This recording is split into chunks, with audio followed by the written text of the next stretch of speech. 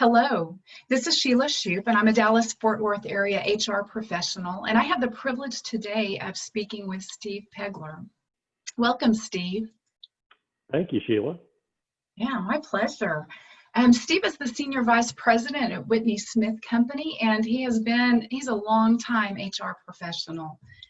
Steve, I appreciate you taking the time this morning to share a little bit about where you've been and just give some advice for those emerging HR professionals. My pleasure. Yeah. Can you start out by just telling us how and where you got your start in human resources? Absolutely, sure. So some ancient history here. I went to college back in the 1980s, and back then there was no degree in human resources. I think they had one called personnel management. I didn't have any friends that were doing that. I really had no interest in it.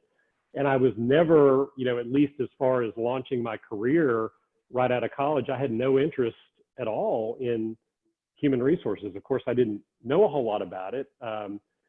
Even though my father basically worked in HR, I didn't know a lot about what he did. He worked for the federal government and didn't talk about it much. But anyway, my interest was in, and my degree was in marketing, and I was really wanting to get into consumer behavior and market research, and actually had a plan to move to New York City and get involved in the industry up there. And it didn't work out, and so I had to find a job. And what happened was I got a job as a recruiter with a contract engineering firm, and of course, had not planned to start my career as a recruiter anywhere. And it was something that I quickly found out I really enjoyed, and I felt like I was really good at it. And I just was having a blast being a recruiter and recruiting these, very talented people for these high-tech jobs, and I loved it, and did that for about 4 years. Ended up starting my career there in East Tennessee, where I grew up, and then moving with the same company up to Ohio, and as a recruiter for the same firm up there, and from there, it just sort of took off, and I ended up actually landing a job as an HR manager for a defense contractor in Washington, D.C., and ended up, after a couple of years, being transferred to Fort Worth, Texas, with that company. And so just kind of ended up going down the path of HR. I threw a lot of information at you right there, but that's how I got started. Not a problem. And so I have a quick question for you, in that you made that you had been in talent acquisition or recruiting for how long before you transitioned into a management role? It was about 4.5 years. Okay. And was that a natural transition? Had you learned enough in the recruiting space to be able to make that transition relatively smoothly? Well, thinking back on that experience, I think I really lucked out and got a job that maybe I might not have hired myself for. I think I was not qualified enough for it, but it was this organization that I was in the right place at the right time, which, a lot of the job search process, leads to that. And it was sort of a sink or swim. And so I had to learn a lot really quickly and teach myself a lot. So I think, in my case, I kind of got lucky.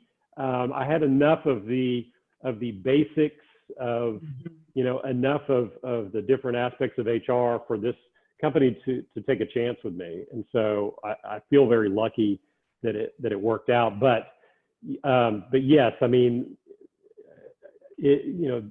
starting out as a recruiter, I think a lot of people end up doing that, and just being able to leverage that. I mean, it takes some kind of crafting of your career to do that, but it's absolutely possible.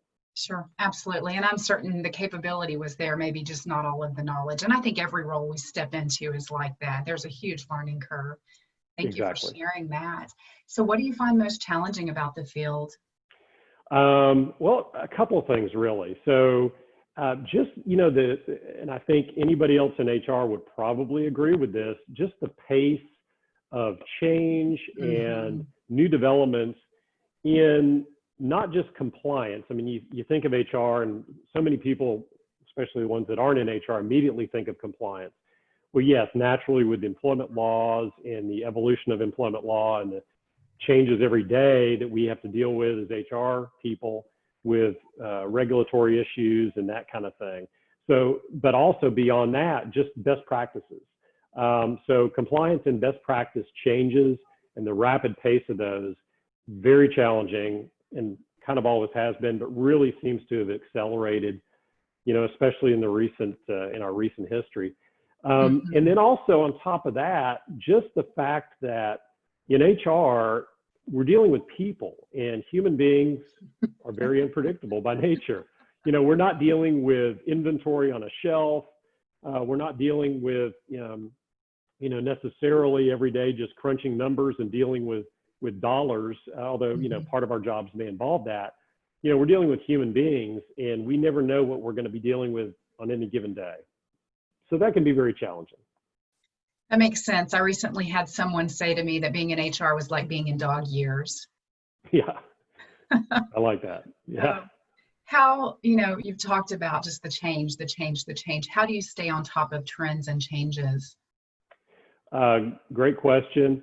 It's very difficult, but I think what's really difficult now as opposed to in the past, it's almost like there's too much information. We are, and I'm sure all of you maybe watching this would agree, my email inbox is just inundated with, HR emails every day from content sources that are really good. I mean, there's some fantastic information flowing in, but we were getting drowned in it. And so, in the past, it might have been, how do we seek out and find the information to stay on top? Now it's sort of sorting through everything and just figuring out what's most important and relevant.